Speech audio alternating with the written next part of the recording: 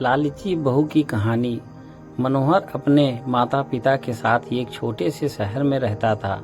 वह एक कंपनी में काम करता था, जिसके पैसे से वह अपना खर्चा और अपने परिवार का खर्चा चलाता था। कुछ वर्ष बाद मनोहर की शादी हो जाती है। उसकी पत्नी का नाम रिया था। रिया एक बहुत ही लालची किस्म की औरत थी। रिया को जब भी पैसे मिलते थे तो वह तरह तरह के कपड़े और गहने खरीद लेती थी।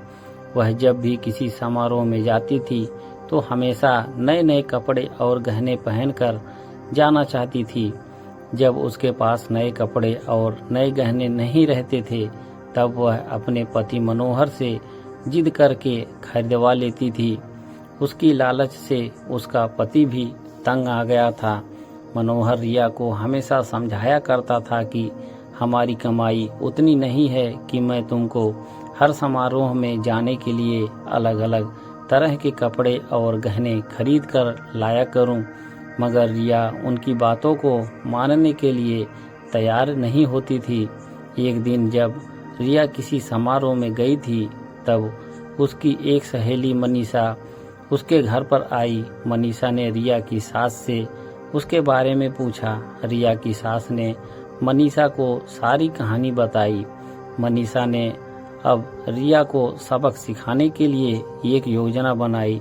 वह रिया के घर में सारा राशन लेकर चली गई और राशन के डिब्बे में अपने गहने और नए कपड़े लाकर भर दिए।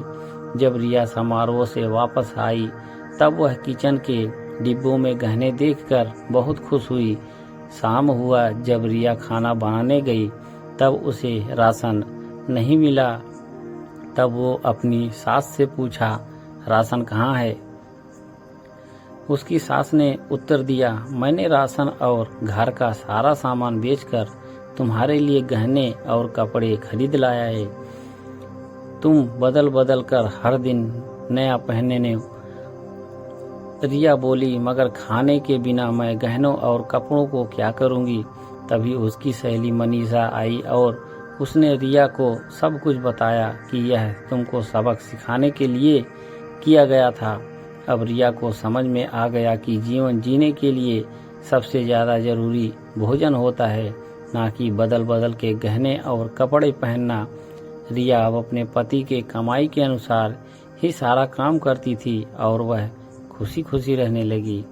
दोस्तों, कहानी अच्छी लगी हो तो वीडियो को लाइक करें और चैनल को सब्सक्राइब करें और कमेंट बॉक्स में अपना सुझाव ज़रूर लिखें। आप सभी का धन्यवाद।